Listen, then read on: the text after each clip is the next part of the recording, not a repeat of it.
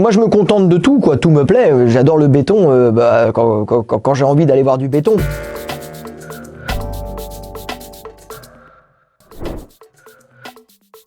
Je suis né à Alençon, dans l'Orne, dans le 61, mais j'y suis pas resté. Mes parents très vite ont déménagé à Sablé-sur-Sarthe, et j'ai pas de souvenir d'Alençon. Le seul souvenir que j'ai, c'est le papier peint.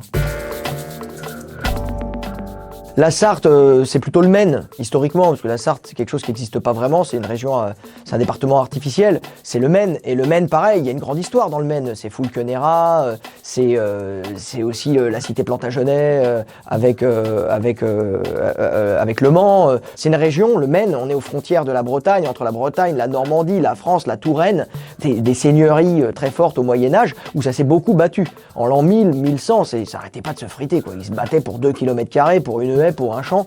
Ça a été vraiment une région très disputée et avec un passé historique très riche, très dense. Alors, toute ma famille, moi, était en région parisienne, à Paris. Là, pour le coup, Paris, c'était pas vraiment l'intérêt historique. Évidemment, j'étais attiré par la Tour Eiffel, le Sacré-Cœur, les Champs-Élysées, ça me plaisait. Mais pour moi, en tant qu'enfant, c'était plutôt une ville qui triomphait de la nuit, quoi. C'était une ville debout, une ville qui dormait jamais. Et moi qui grandissais et qui vivais à la campagne, à partir de 6 heures, c'est un peu l'image du couvre-feu, il se passait plus rien, quoi. Tout s'éteignait et on était enveloppé d'obscurité. C'était la forêt autour qui finissait par vous rattraper. Il y avait comme ça une chape pas de ténèbres, mais c'est très noir. Ça m'effrayait, enfant. En tout cas, j'étais pas tranquille. Alors que quand j'allais visiter ma famille à Paris, j'étais ébloui par les phares des voitures, par cette agitation, par cette ville grouillante, par les croix vertes des pharmacies qui clignotaient, par les carottes orangées des bureaux de tabac qui étaient allumés toute la nuit aussi. Et ça me rassurait, voilà, c'était une ville qui triomphait de la nuit. Et pour le petit enfant craintif que j'étais, c'était une victoire. Ça a été un puissant allié pour accepter l'obscurité des nuits de mon enfance. Moi, je me contente de tout, quoi. Tout me plaît. J'adore le béton. Quand j'ai envie d'aller voir du béton, par exemple, il y a une ville qui me fascine et je trouve que c'est une ville extraordinaire qui me fait penser à Brasilia, c'est Le Havre. Vous allez au Havre, cette cité Perret tout en béton qui a été reconstruite après la guerre. Je la trouve d'une beauté incroyable parce qu'elle est singulière, elle est originale et elle a su, en se transformant, conserver déjà un peu son identité, mais surtout en acquérir une nouvelle, celle de la modernité, celle du béton, celle de ces rues comme ça orthonormées à angle droit, en plan, comment on appelle ça, hippodamé, vous savez, en damier, et je la trouve d'une beauté incroyable parce qu'en plus elle est singulière.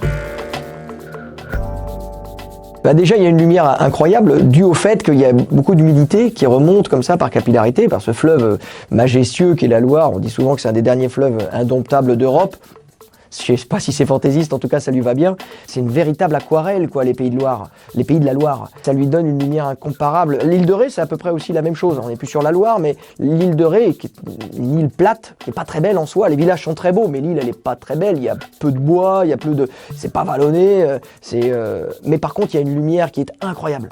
Il y a une lumière qui lui donne une beauté hallucinante, quoi. Et en plus, toujours changeante. C'est la lumière qui fait tout le charme de l'île de Ré et c'est la lumière aussi qui fait toute la beauté des pays de la Loire. Et ce qui me plaît à dire aussi souvent, c'est que, je me rappelle, là j'ai fait par exemple Guéret, dans la Creuse. Et je peux vous dire qu'à Guéret, les gens étaient surpris. Ils disaient, mais qu'est-ce que vous faites là ? Et je leur ai dit, mais votre ville, elle est extraordinaire, elle a plein d'histoires. Quand j'ai été faire Arras, c'était la même chose. Quand j'étais à Lens, c'était la même chose. Je suis jamais déçu. Où que vous alliez en France, il y a moyen de pas être déçu. Il faut juste un tout petit peu éduquer le regard, rencontrer les bonnes personnes, lire les bons ouvrages, vous renseigner sur les bons manuels d'histoire qui vous racontent le territoire. Et toutes les villes sont merveilleuses et ont des merveilles. Et c'est pour ça que d'ailleurs dans ma chronique YouTube, eh bien j'en dis autant pour Paris, pour Shanghai, pour Tokyo, pour New York, que pour Arras, Angoulême, Rochefort ou Lyon. Il y a autant de richesses. Et où que vous habitiez, il y a des surprises, il y a une source d'émerveillement qui est jamais déçue.